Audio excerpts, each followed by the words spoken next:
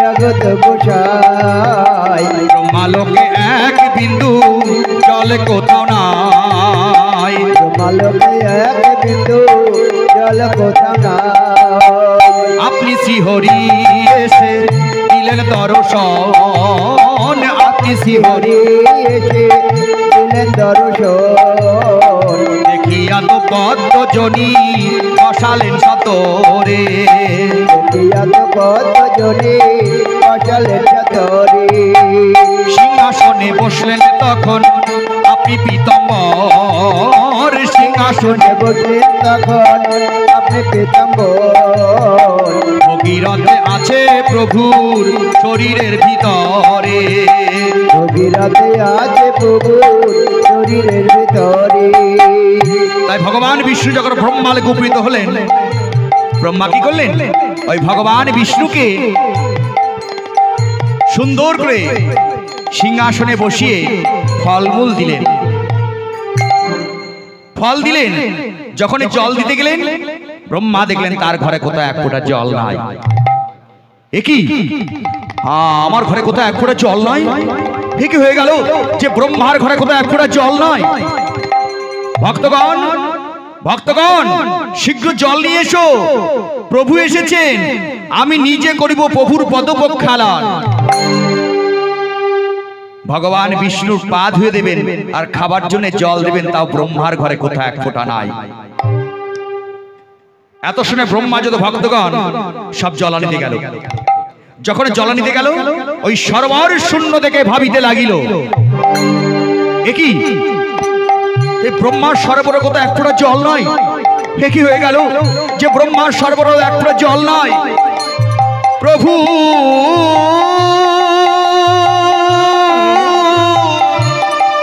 প্রভু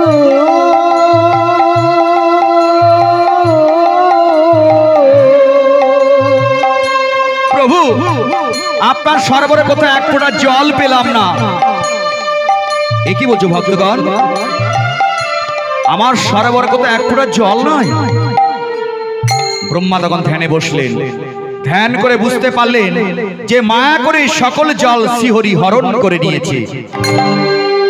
এমন মায়া করেছে, সেই মায়াতে ব্রহ্মালোকে এক বিন্দু জল কোথাও নাই। তাই পূর্বের কথা ব্রহ্মার তখন হইল স্মরণ, কুমণ্ডলে আছে জল সে অতি পুরাতন। শীঘ্র করে আনো জল, প্রভুর অন্তত চরণ ধোয়ায়। এত শুনে ভক্তগণে মনে একটু কৌতূহল জাগলো যে জল হয় পুরাতন, সে আবার কেমন? তাহলে শোনো ভক্তগণ, বিনাই তাল তোলে নারদ করে গান, তাল ভঙ্গ বিকলাঙ্গ হয় রাগিনীর গান। তাই শুনে সদাশিব করেছিলেন গান, আমি আর শ্রীহরি করেছিলাম শ্রবণ। তাই গানেতে মোহিত হয়ে আপনি নারায়ণ, দ্রোণময় হয়ে হরি মোহিত হয়ে যান। সেই জল রেখেছিলাম কুমণ্ডলে ধরে, এই তো পুরাতন কথা কহিলাম তোমাদের। এত সময় ভক্তগণ বুঝতে পারলে যে জলটা কোথা থেকে এলো, আর কুমণ্ডল লয়ে ওই ব্রহ্মার হাতে দিল। ব্রহ্মা কুমণ্ডলে যখন শ্রীহরির পাদ পথে সেই জলটি ঢালিতে যাবেন, হেন সময় ভগীরথের অঙ্গ দেখা গেল। আরে বাম ভাগে ও বেটা আবার কে? বাম ভাগে ও বেটা আবার কে? ওর লাগি কুমণ্ডল হেতা এসেছে। সেসব কথা নাই প্রয়োজন, আগে চরণ ধোয়াও, করো মানস পূরণ। এত শুনে ব্রহ্মা সেই কুমণ্ডল লয়ে শ্রীহরির পাদ পদ্মে সেই জলটি ঢালিলে।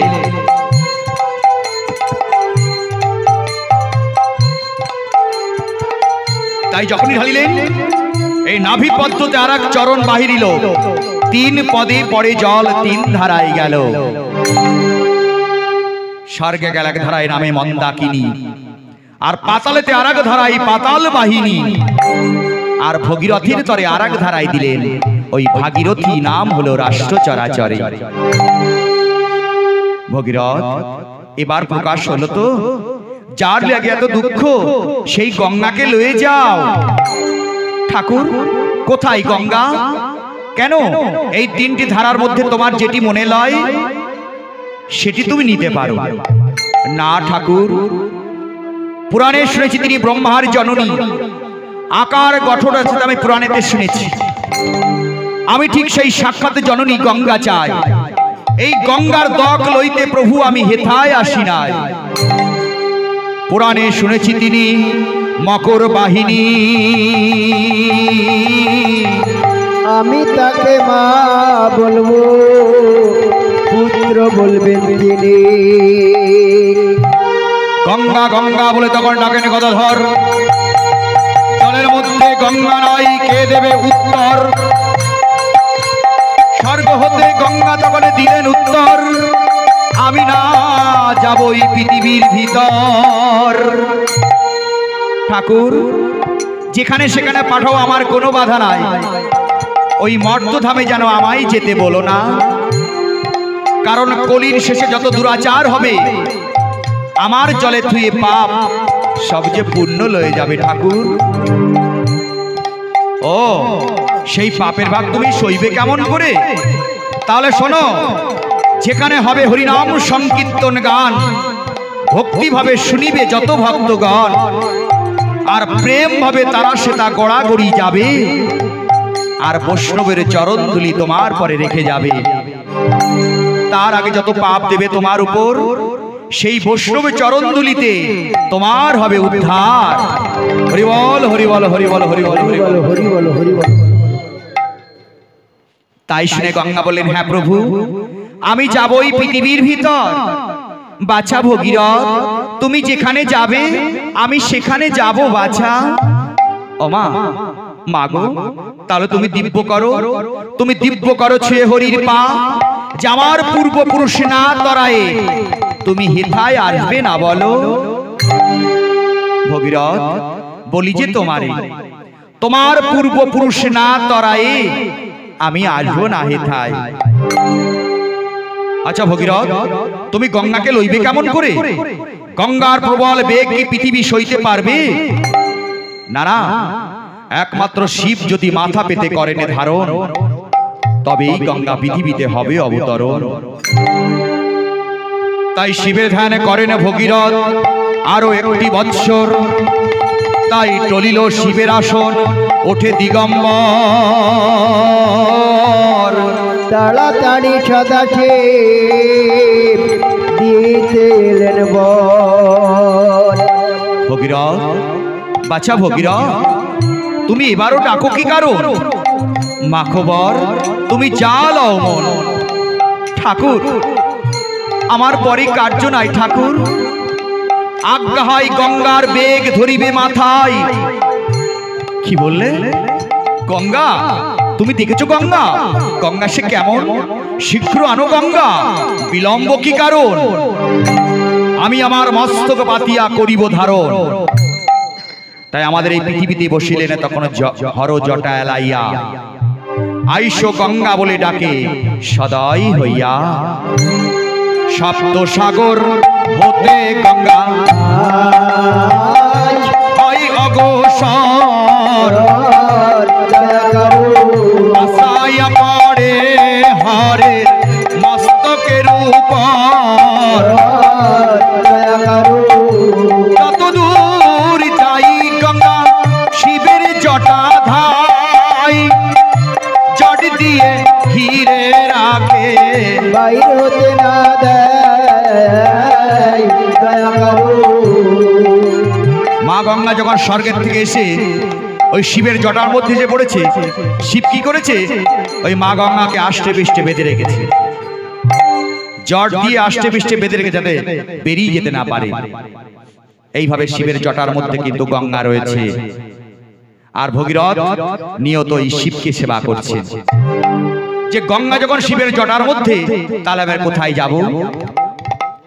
তো এই শিবকে সেবা করতে করতে ভগীরথ বললেন, এখানে রইলে মাগো শিবের জটাধাই, তাহলে আমার পূর্বপুরুষ উদ্ধার হইবে কেমন করে ঠাকুর?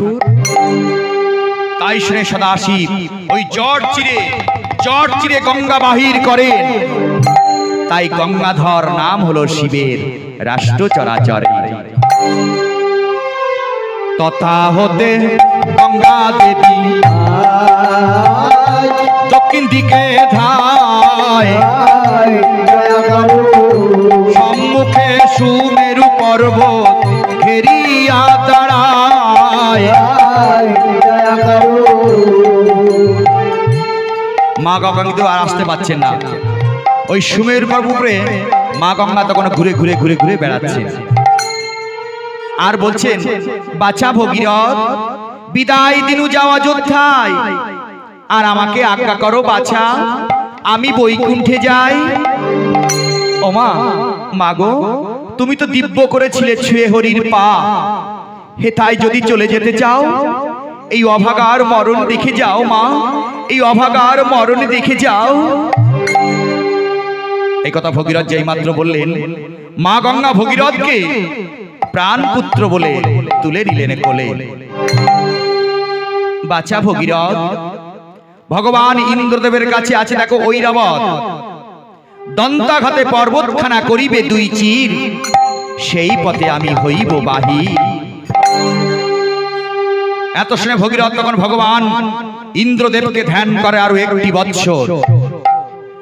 1 বছর ইন্দ্রকে ধ্যান করতে করতে ইন্দ্রদেব ভক্তের ডাকে চলে এলেন।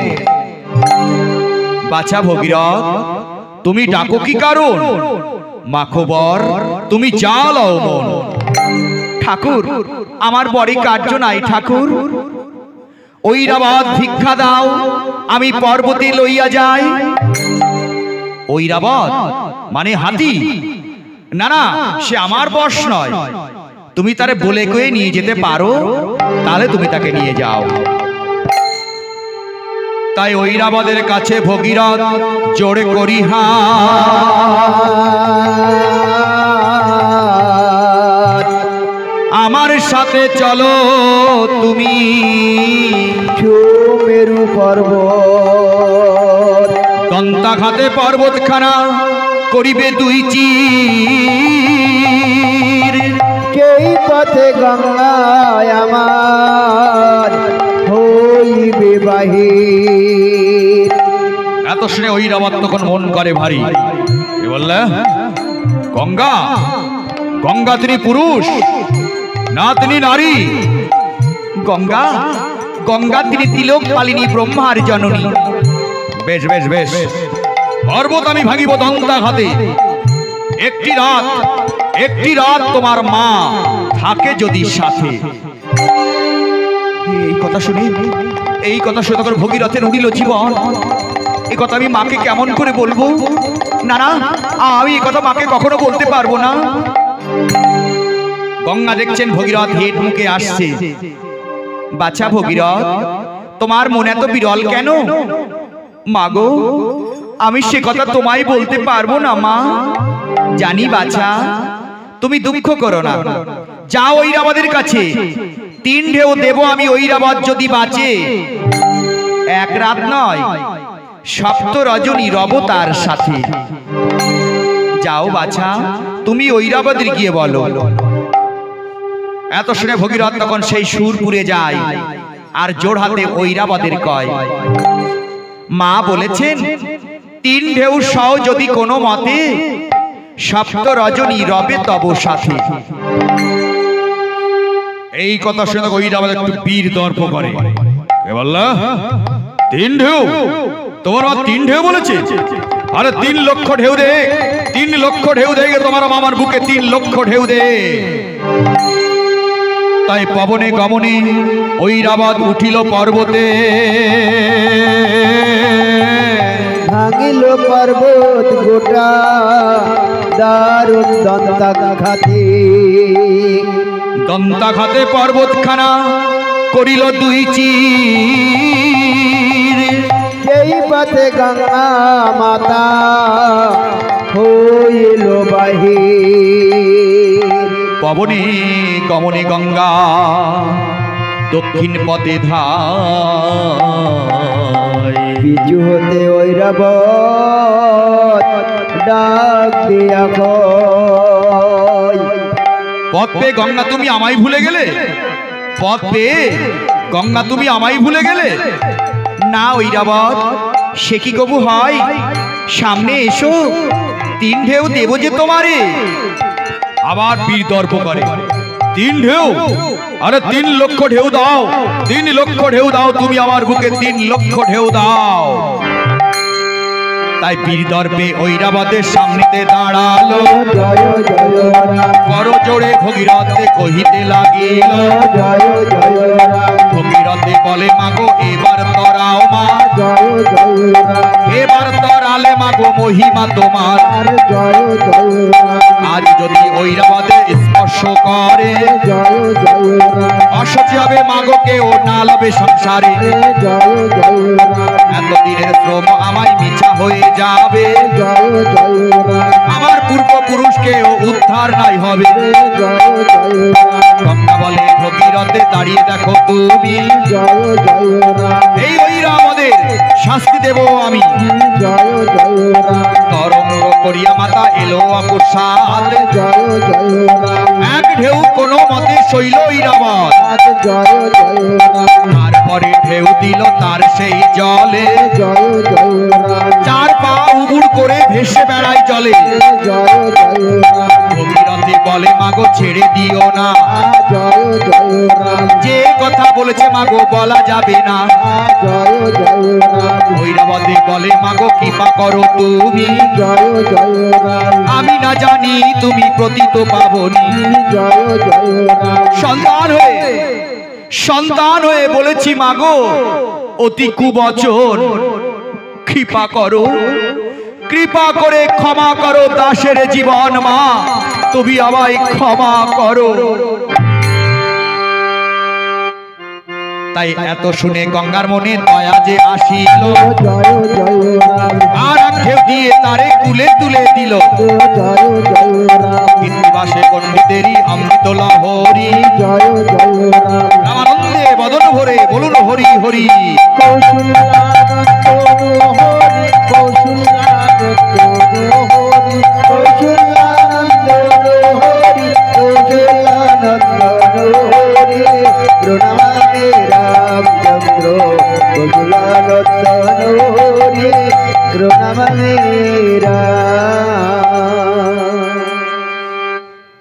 তাই হুড়মুড় করে গঙ্গা তখন ভাঙে 2 কূল,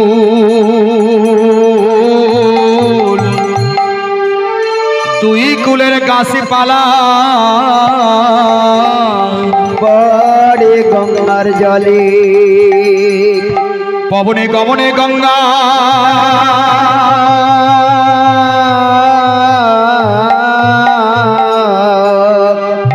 ওই দক্ষিণ পথে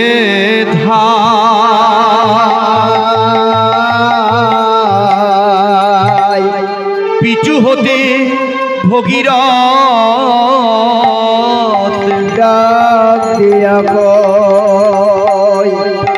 ভগীরথ বলে মাগো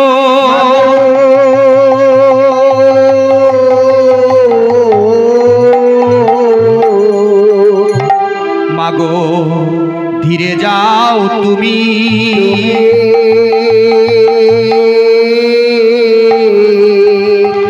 ধীরে যাও মাগো আমি তোমার সাথে যাই। জন্ম গেল অনাহারে কিছু খাই না, ধীরে যাও মাগো আমি তোমার সাথে যাই। ভগীরথ আগে যাও তুমি, তোমার পিছে পিছে যেতে পারি আমি। ও মা মাগো সে কি কবু হয়, তোমাকে পিছে রেখে আমার তো যাওয়া উচিত নয়, কারণ কোন গাছের আড়ালে যাব আমি, আমার উদ্দেশ্য মাতা পাইবে কেমন করে। এত শুনে গঙ্গা তখন ভাবিতে লাগিলেন, আর ভগীরথের হাতে একখানি শঙ্খ তুলে দিলেন, আর বললেন আমার আগে যাও বাছা, শঙ্খ বাজাইয়া তোমার পিছে পিছে যাব আমি সেই রব শুনিয়া। শঙ্খ বাজাও। তা যেখান থেকে ভগীরথ শঙ্খের ধ্বনি করে যায় তার একটা নাম হলো শঙ্কেশ্বরী। এক ব্রাহ্মণ যায় পূর্ব দিকে শঙ্খ বাজাইয়া, গঙ্গা দেবী যায় সেই রব শুনিয়া। তাই কত দূর যে গঙ্গা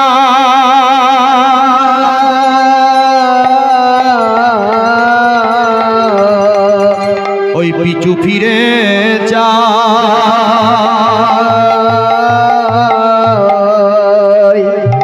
ডেকে বলে ভগীরথ তুমি রইলে কোথায়? আমার ভগীরথ তো অস্থি চর্মসার, আর কোথাকার ব্রাহ্মণ দেখা যায় দুর্জয় কলেবর। মানে ভগীরথ যখন সংকেত ধ্বনি করতে করতে যাচ্ছিলেন, ওই মা গঙ্গা ভগীরথের সংকেত ধ্বনির আওয়াজ শুনতে পাননি। কেন জানেন? কারণ ভগীরথের অনেক বছর না খাওয়া, তো না খেলে কি হয়, শরীর আর জোর থাকে, তাই সংকেত ধ্বনির আওয়াজ মুখ থেকে বেরোচ্ছিল না। এক ব্রাহ্মণ পূর্ব দিকে শঙ্খ বাদে বাদে যাচ্ছিলেন। আমার মা গঙ্গা মনে করছেন আমার ভগীরথ মনে হয় সংকেত ধ্বনি করতে করতে যাচ্ছে, তাই ভুল করে মা গঙ্গা দক্ষিণ দিকে যেতে গিয়ে পূর্ব দিকে চলে গিয়েছিলেন। ওই গঙ্গাকে পদ্মমুনি নিয়ে গিয়েছিলেন, পদ্মমুনি। তাই পদ্মা নদী আমি ধরে রাখি পূর্বা ভাগে, পশ্চিমে চলিলেন মাতা ওই পবনের বেগে। জহমুনি ধ্যান করেন বসে গগন তলে, আচম্বিতে কোষাকুষি ভেসে ওঠে জল। তরঙ্গ দেখিয়া মুনির লাগে চমৎকার, আমার তপবন ভাঙে এমন সাধ্যকার। ভঙ্গ মুনি গোসার অগ্নি সমজল,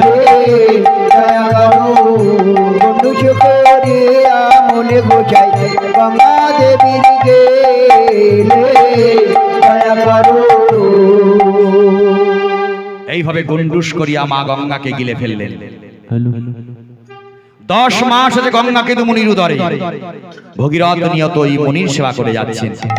যে গঙ্গা যখন মুনির উদরে, তাহলে কোথায় যাব? 10 মাস ধরে মুনিকে সেবা করতে করতে একদিন ভগবান বিষ্ণুকে স্মরণ করলেন। ওম ধ্যায় সদা সবিত্র মণ্ডলী মধ্যবর্তী নারায়ণ সরসী যা সন্নিবিষ্টকে উর্বাণ কনকুণ্ডলবাণ ইতি হারিহন্ময় পবদ্রুত শঙ্খ চক্র গদাবদ্ধ নারায়ণায় নমঃ। ওম নারায়ণং নমস্কৃত্যং নরশ্চৈব নরোত্তম দেবী সরস্বতী চৈব তথা জয়মুদীরয়েৎ। ওম নারায়ণায় নমঃ। ওম নারায়ণায় নমঃ। সাদাতে ভক্তের ডাকে ভগবান চলে এসেছেন। দেখুন কেমন ভক্ত সে, যে ভক্তের ডাকে ভগবান চলে এসেছে। ভক্ত যদি ডাকার মতো ডাকে, ভগবানকে তো আসতেই হবে। কারণ ভগবান কিন্তু আর বৈকুণ্ঠে থাকেন না, তিনি এই মর্তলোকে ভক্তগণদের আশেপাশে সবসময় বিরাজ করেন। যে ভক্ত তাকে মন প্রাণ দিয়ে ডাকে, ভগবান কিন্তু তার কাছেই চলে আসে। তাই ভক্তের ডাকে ভগবান চলে এসেছে। মুনিবর, এ তুমি কি করেছো মুনিবর? ভেবে দেখো, ভেবে দেখো তুমি কারে করেছো ভক্ষণ, ভেবে দেখো তুমি কারে করেছো ভক্ষণ। তাই ধ্যান করে মুনিবর তখন জানিলেন অন্তরে যে প্রতীত পাবনী গঙ্গা এলেন এই ধরাধামে। মুনিবর, ভগীরথকে গঙ্গা দাও সত্তর, তোমার কন্যা হিসাবে ঘষিবে সংসারে।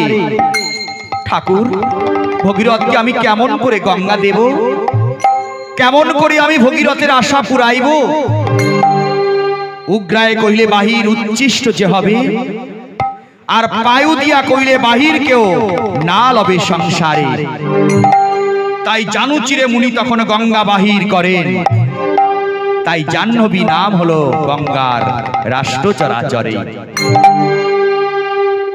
হরিদ্বারে এসে মাতা দিলেন দর্শন হরিদ্বারে এসে মাতা দিলেন দর্শন সর্বলোকে স্নান তর্পণ করে গঙ্গার জলে সর্বলোকে স্নান তর্পণ করে গঙ্গার জলে প্রয়াগে সে মাতা দিলেন দর্শন প্রয়াগে এসে মাতা দিলেন দর্শন প্রয়াগবাসী হলো সবে মহাপুণ্যবান প্রয়াগবাসী হলে যাবে মহাপূর্ণবান কাশীবাসী এলেন মাতা মহাদেবের স্থানে কাশীবাসী ছিলেন মাতা মহাদেবের স্থানে জাহ্নবী দেখিয়া শিবের হরষিত মনে জাহ্নবী দেখে আসিবে হরষিত মনে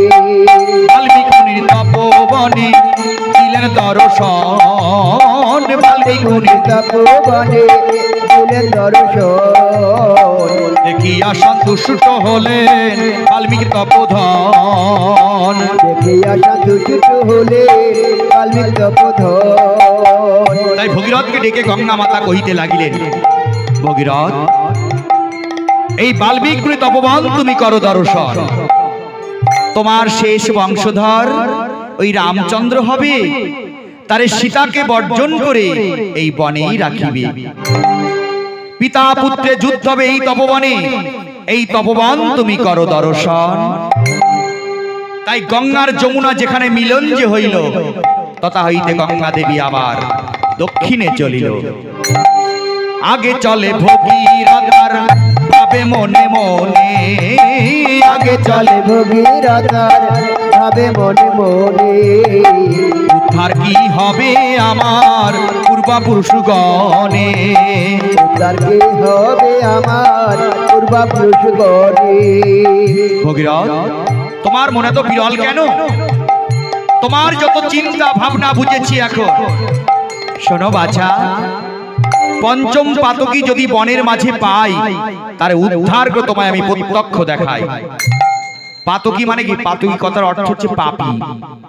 যদি কোনো পাপীও পাই, তার উদ্ধার করে তোমায় আমি প্রত্যক্ষ দেখাই। ধর্মকেতু নামে ছিল এক ব্যাধের নন্দন, এক ব্যাধের সন্তান, তার নাম হলো ধর্মকেতু। সে এত পাপ করেছে, সে পাপ করতে করতে তার পাপের আর কোনো অন্ত নাই। সে আবার ওই বনবাসে থাকিত। বনবাসে থাকিতে থাকিতে সে হইল সংহার, শিগালে কুকুরে তার মাংস করিল আহার। শেষে তার এক টুকরো অস্থি পড়ে আছে। একটা শ্বেত কাক এসে সেই অস্থিটা মুখে করে নিয়ে যাচ্ছে গঙ্গার উপর দিয়ে। ভগীরথ দেখছেন যে পাপীর অস্থি নিয়ে যাচ্ছে গঙ্গার উপর দিয়ে। আর একটা কাক এসে ওই অস্থিটা নেওয়ার জন্য ওই দুই কাকে গঙ্গার উপরে সংঘর্ষ শুরু করেছে। ওই পাপীর অস্থি নেবে, ওই কাকটা দেবে না। তাই দুই কাকে সংঘর্ষ করতে করতে করতে করতে সেই পাপীর অস্থি কাকের মুখ থেকে পড়ে গঙ্গার জলে। স্বর্গবাসে গেল পাপী হরি হরি বলে। হরি বল হরি বল হরি বল হরি বল। দেখুন, আমরা সবাই তো গঙ্গা নিতে পারি না, আমরা এখানে ওখানে দাও করি। ওই দিক থেকে কিন্তু গঙ্গায় অস্থি দেওয়া চালু হলো।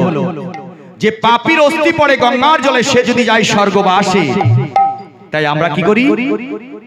আমরা অস্থিটা গঙ্গায় দিয়ে আসি, সে যাতে স্বর্গবাসে যেতে পারে। তাই আজ আমরা যার জন্য এই বাড়িতে এসেছি, এই বাড়ির গৃহকর্তা যিনি ছিলেন, ওনার বিধি আত্মার শান্তি কামনার্থে আজ এই বাড়িতে মহতী রামায়ণ। তাই আমরা এখানে যারা আছি, সমস্ত ভক্তগণ, ওনার ছেলে মেয়ে, আত্মীয় স্বজন, গ্রামবাসী যারা আছেন, সবাই আমরা সেই অনাদিরাদি গোবিন্দর কাছে আমরা প্রার্থনা করব, বলবো, হে ঠাকুর, তোমার দেওয়া জীব তুমি তাকে এক ধরাধামে পাঠিয়েছিলে, আবার হয়তো তোমার কাছে তার সময় হয়েছে, তাই তুমি তাকে আবার নিয়ে গেছো। তাই আমরা তোমার কাছে প্রার্থনা করি, হে ভগবান শ্রী রামচন্দ্র, যাকে তুমি নিয়ে গেছো, তোমার পাদ পদে তাকে একটু আশ্রয় দিও। আজ যদি কখনো তাকে এই ধরাধামে আবার পাঠাও, তাহলে তাকে কৃষ্ণ ভক্ত করে পাঠিয়ে দিও ঠাকুর। তুমি তাকে আবার কৃষ্ণ ভক্ত করে পাঠিয়ে দিও। নিতাই গৌরী সীতানাথ প্রেমানন্দে হরি হরি বলো, হরি বল হরি বল হরি বল হরি বল হরি বল। তাই অগ্রদ্বীপ বামে গঙ্গা মাতা এই নবদ্বীপ আসিল।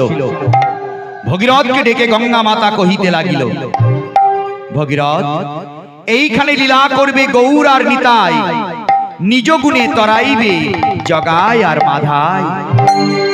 শান্তিপুরে এসে মাতা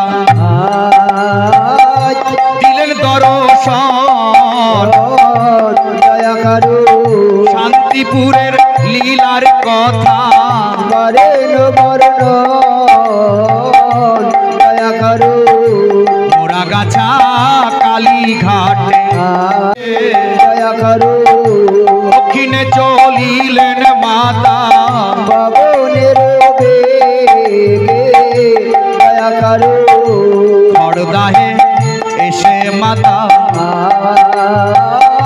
দিলেন দর্শন, দয়া করো সর্বলোকে স্নান তর্পণ করে গঙ্গার জলে, দয়া করো ভগীরথ, বাছা ভগীরথ, আর কত দূরে, আর কত দূরে তোমার পূর্বপুরুষ ভস্য হয়েছে?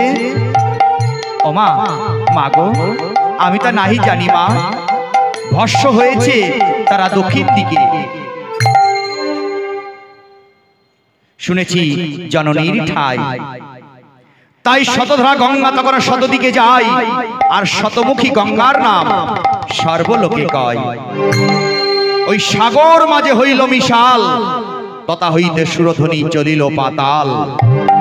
সেই গঙ্গা সাগরে যে মিশেছে, যেখানে কপিল মুনির আশ্রম গঙ্গা সাগর।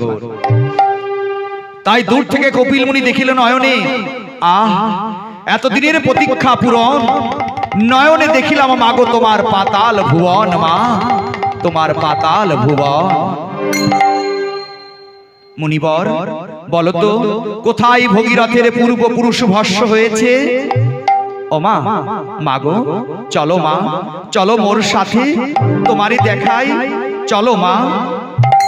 আগে চলে মুনি গোসাই গঙ্গা পিছে ধাই, আগে চলে মুনি গোসাই গঙ্গা পিছে ধাই, তার পিছে ভগীরথ কর জোড়ে যায়, তার পিছে ভগীরথ কর জোড়ে যায়। তাই গঙ্গার দক্ষে, গঙ্গার দক্ষে ভগীরথের 60,000 পূর্বপুরুষের যত অঙ্গার, অঙ্গার মানে যেটাকে বলা হয় ছাই ভস্য, যা কপিল মুনির অভিশাপে ভস্য হয়েছিল, তা গঙ্গার জলে ভাসিয়া উঠিল।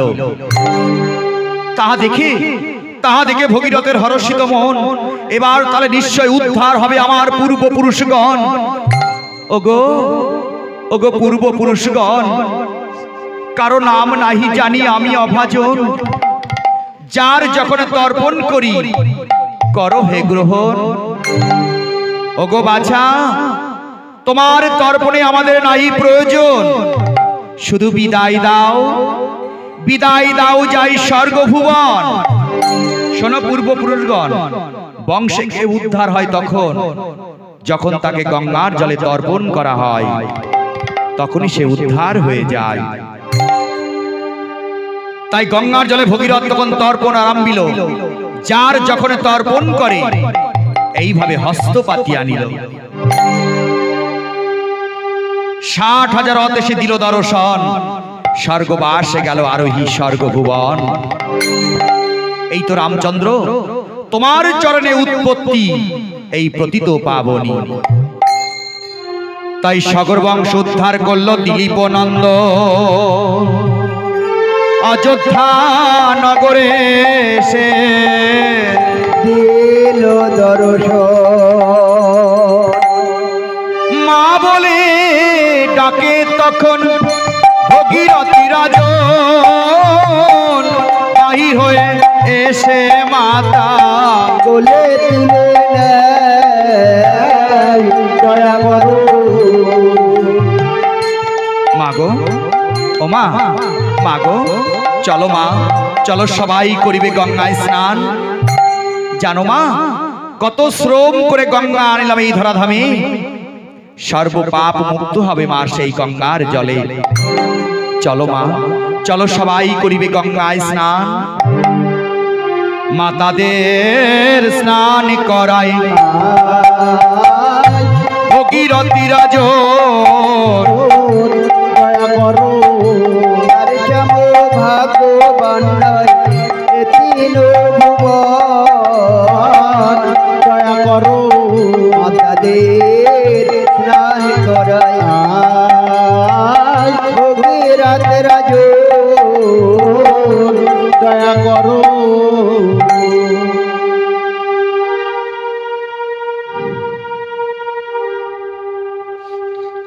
ওং গঙ্গে চ যমুনাশ্চৈব গোদাবরী সরস্বতী নর্মদা সিন্ধু কাবেরী জলস্মিং সন্নিধিং কুরু মহাব্রহ্ম শিবিয়ালা গায়ত্রী ছন্দ ইন্দ্র দেবতা শান্তি কর বিনিয়োগ। ওং শান্তি ওং শান্তি ওং জ্যোতিরিক্ষ শান্তি পৃথিবীর শান্তি অপার শান্তি বনস্পতির শান্তি শান্তিরেব শান্তি ওং ব্রহ্ম শান্তি শান্তিরেব শান্তি ওং শান্তি ওং শান্তি ওং শান্তি।